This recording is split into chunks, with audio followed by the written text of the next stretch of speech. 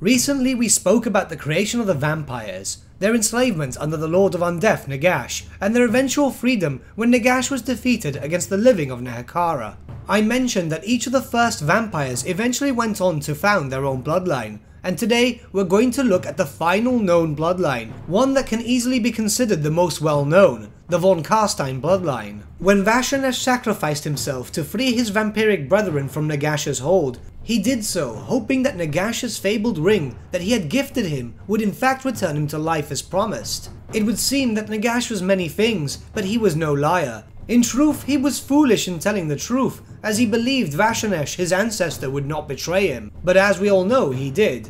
Vashanesh would indeed come back to life after Nagash's defeat, and now, seeing his newfound freedom, he was able to go about his own business. For centuries, he tested the limits of his ring, travelling around the vast reaches of the world. Although many reported seeing him, even those fiercely loyal to Nagash, he was never in the same location for too long. Some had even guessed that he had changed his name so as to further hide his identity. Such rumours proved to be true, for many centuries after he had served Nagash and honing his abilities, he finally made himself known to the world as Vlad von Carstein. By this point in the timeline, the Empire had long been founded, and the suffering province of Sylvania had been preparing itself for the loss of its master, Otto von Drac. Otto was the mad and cruel Count of Sylvania, who took great pleasure in the pain of others. He longed for his bloodline to last for millennia, but unfortunately never sired a male heir. Instead, he fathered a beautiful woman, known as Isabella. She was a true beauty with no comparison. She had many suitors, but her spiteful father would not allow her to marry. None of these men were good enough to inherit his land. As time progressed and Otto grew sicker, the lords of Sylvania prepared themselves to seize the throne, knowing full well that once he was gone, confusion would take over the province. He was nearing death, and feared that his brother Leopold or some other half-wit would take his lands. He pleaded to the gods, and indeed anything that may listen, that he would rather see his daughter married to a demon and Sylvania burned to the ground than to let any of these lesser men rule. But as we know, one shouldn't tempt fate. It would seem darker days would fall over Sylvania, for in the dead of the night, Vlad von Carstein would appear before the Count of Sylvania, presenting himself as a man of great prestige, a lord of exotic lands, with a charisma which could sway the hearts of any. He came to ask for the hand of Isabella, and Otto in his desperation happily allowed it. Isabella was not keen on Vlad at first, seeing him as a strange man from a foreign land, but with incredible power, and she did indeed desire that. They were quickly married, and soon after Otto died, leaving Vlad as the heir to Sylvania. While originally this was a marriage of power, Vlad and Isabella found themselves eventually falling for each other. Isabella was enthralled by Vlad's charisma and presence, while Vlad was impressed by her stern will. Soon enough, the couple were inseparable, especially after Isabella had found out about his vampirism.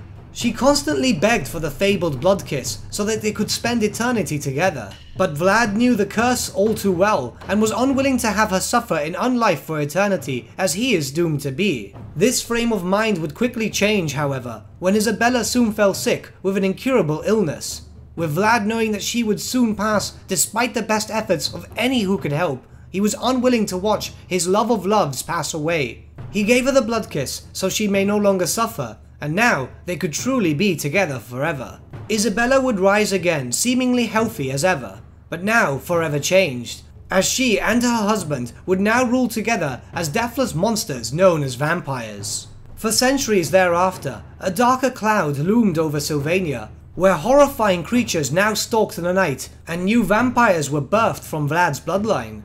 It is here that many believe is the true birth of the von Carstein bloodline, with the very first few being chosen by both Vlad and Isabella together. As the dead roamed around this province and many of the living went missing, many of the local peasantry began to realize that those who went missing were those who usually went against the Count of Sylvania. Those who complied normally went unharmed. Hundreds were slaughtered, and soon enough the dust settled, and seemingly a golden age over this damned province began, where a dark order had been set, and within a few years the von Carsteins ruled over Sylvania without any contenders. The peasantry would often comment on how Vlad and Isabella would never age, and how their family grew more and more, despite her never seeming to be pregnant. But even they knew to leave such oddities well enough alone, lest the Count's guards seek them. Instead, the peasantry stay compliant and content to pay the dreaded blood tax, where many families are forced to surrender someone from their blood to their dreaded masters. Every von Carstein is as ambitious and cunning as their sire Vlad. They are arrogant, smart, prideful, and powerful. The von Carsteins believe themselves to be the true rulers of not just Sylvania, but that of the whole empire too. They take their family name very seriously, considering all other bloodlines to be lesser than they. They consider themselves nobles by right, and thus act accordingly, having taken up the many customs of Sylvania long ago to hide their darker nature.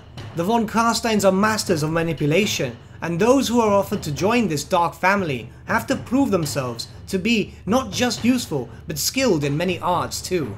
It is said that once a part of this family, you have but one chance to prove yourself, and should you fail, you are quickly disposed of. Of all the vampiric bloodlines that walk the Warhammer world, it can be argued that the von Carsteins are indeed the most infamous, due to their many wars against humanity, and indeed outright acts against the living. While most of the other bloodlines have decided to work mostly from the shadows, the von Carsteins have not been shy to directly show themselves in their actions. And soon enough, we will discuss perhaps the greatest events this bloodline has ever caused, the Vampire Wars. Before we end this video, I just want to say thank you so much for watching as per usual. I was going to actually include the Vampire Wars here, but I kind of wanted to leave all the bloodlines with their own individual videos first. It made a little bit more sense to me. I'm not sure if you guys would have preferred it the other way, but there will be a big lore video coming very soon where we'll detail that and some other vampiric events.